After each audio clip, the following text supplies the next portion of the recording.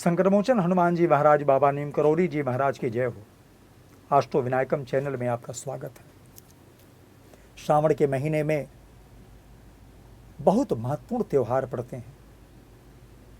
जीवन की समस्याओं के समाधान के निमित्त वाले व्रत आराधना के लिए उपयुक्त अवसर प्राप्त कराता है परमात्मा। अगर उपासना सही ढंग से कर लिया जाए तो जीवन का प्रत्येक समस्याओं का समाधान का निमित्त हो जाता है। इसी में प्रदोष व्रत पड़ता है। श्रावण का जो प्रदोष होता है ये बहुत पावरफुल है। क्यों कि श्रावण का महीना भगवान का प्रदोष का अत्युत्तम फल देने वाला भगवान महादेव का यह व्रत जो पूरे वर्ष भर में कभी भी कोई भी व्रत हो, कोई भी प्रदोष हो, जो भगवान महादेव से ही संबंध रखता है, लेकिन श्रावण का जो प्रदोष होता है उसका बहुत ज़्यादा फल होता है। प्रदोष सावन का 25 जुलाई के दिन पड़ेगा। 25 जुलाई। दूसरा प्रदोष पड़ेगा शुक्ल पक्ष का 9 अगस्त को।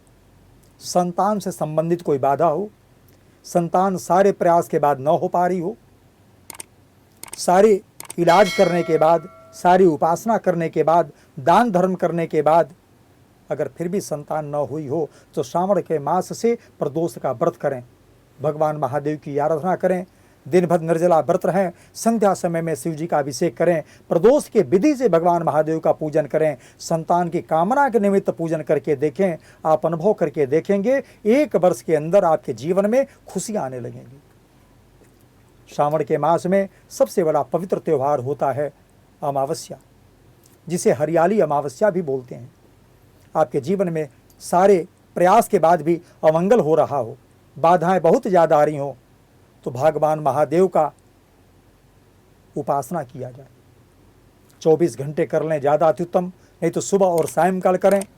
प्रभु का सुंदर सुंदर फलों से, सुंदर मिष्ठान से, सुंदर वस्त्र से उनका श्रृंगार किया जाए, उनकी उपासना किया जाए। आप जीवन में अनुभव करके देखेंगे आपके जीवन के प्रत्येक समस्या का समाधान का रास्ता खुलने लगेगा।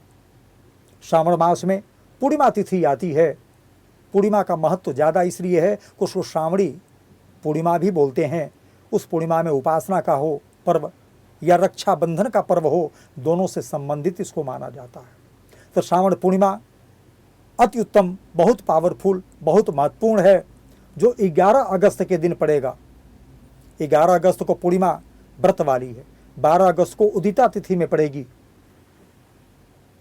सूर्योदय के समय ही उसका समापन हो जा रहा 12 तारीख को, अतः 11 तारीख को ही 11 अगस्त को 9:30 बजे के बाद रक्षाबंधन के पर्व को भी मनाना चाहिए। अगर घर में कथा करनी हो, सत्यनारायण व्रत कथा करनी हो, भगवान विष्णु जी की पूजन करना हो या शिव जी का अभिषेक करना हो, तो भी 11 को ही करें। रक्षाबंधन का पर्व भाई बहन का त्यौहार, भाई बहन का ये पर्व पारिवारिक एकता का प्रतीक, भाई बहन के मधुरता का प्रतीक, भाई बहन के सामंजस्य का प्रतीक, संबंधों का प्रतीक रक्षाबंधन 11 तारीख को सुबह से लेकर 9:30 बजे से लेकर पूरी दिन पूरी रात्रि ये प्रभावी रहेगी। रक्षाबंधन का पर्व श्रावण मास का सबसे पवित्र त्योहारों में आता है। श्रावणी पूर्णिमा भी इसको बोलते हैं। पठन पाठन से संबंधित हो, उपासना से संबंधित हो, घर में कथा वार्ता से संबंधित हो, सत्यनारायण व्रत कथा करनी हो अथवा शिव जी का अभिषेक करना हो, श्रावणी पूर्णिमा बहुत महत्वपूर्ण मानी जाती है। श्रावणी पूर्णिमा में दान उपदान धर्म कर्म व्रत का बहुत अधिक महात्म्य है। पूर्णिमा तिथि में व्रत करने से, पाठ करने से, उपासना करने से घर में खुशियाँ आती हैं। पारिवारिक प्रेम का प्रतीक है, भाई भाई का, भाई बहन का, माता पिता का, पारिवारिक सामंजस्य का द्योतक है पूर्णिमा। पूर्णिमा के व्रत में अगर आराधना किया जाए भगवान विष्णु जी का, भगवान महादेव का, यही एक ऐसी पूर्णिमा है जिसमें भगवान महादेव और भगवान विष्णु दोनों की पूजा की जाती है। पूर्णिमा का संबंध है विष्णु जी से और श्रावण मास का संबंध है भगवान महादेव से। और वर्तमान महीने में सबसे बड़ी बात होती है, जो 4 महीने में जब भगवान विष्णु शयनावस्था में जाते हैं तो 4 महीने का पूरा उत्तरदायित्व भगवान महादेव के कंधे पर आ जाता है। इसलिए सबसे बड़ा पर्व है कि श्रावणी पूर्णिमा में अगर महादेव को उपासना किया जाए, महादेव को उपासना किया जाए, घर में अभिषेक किया जाए, शिव जी का पूजन किया जाए गौरी जी के साथ, तो आपके जीवन में प्रत्येक अमंगल मंगल में बदल जाएगा। आपके जीवन में उन्नति का रास्ता खुलने लगेगा, सफलता प्राप्त होने लगेगा। सबसे बड़ी महत्वपूर्ण बात है कि श्रावणी पूर्णिमा के दिन ही रक्षाबंधन का पर्व होता है।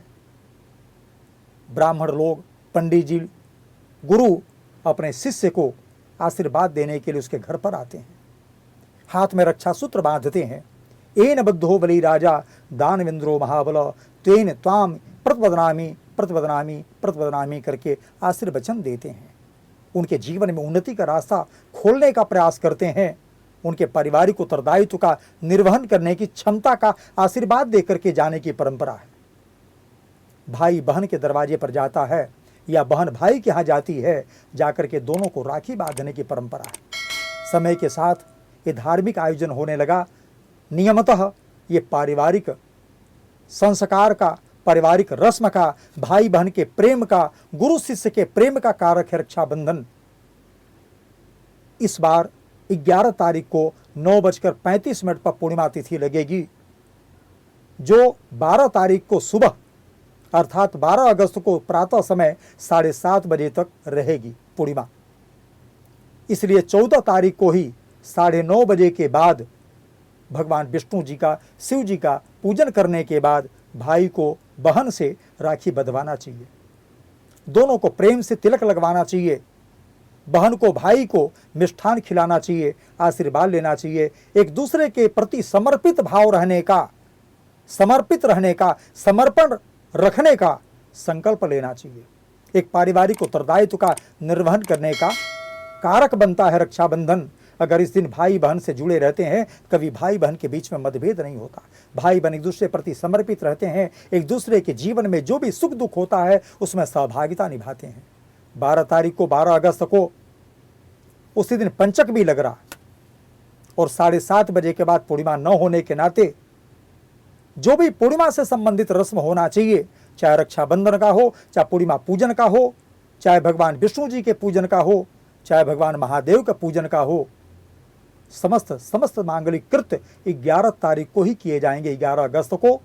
क्यों कि 12 तारीख को सूर्योदय के बाद से ही पूर्णिमा तिथि का हरण हो जा रहा है, समापन हो जा रहा, प्रतिपदा परेवा तिथि लग जा रही है। इसलिए 11 तारीख को ही रक्षाबंधन का पर्व करना चाहिए, रक्षाबंधन का कार्य करना चाहिए, भाई बहन को राखी बंधवाना चाहिए एवं भगवान शिव जी, विष्णु जी की पूजा पाठ उपासना करनी चाहिए। आपके जीवन में मंगल हो, कल्याण हो। बोले भगवान महादेव जी महाराज की जय हो।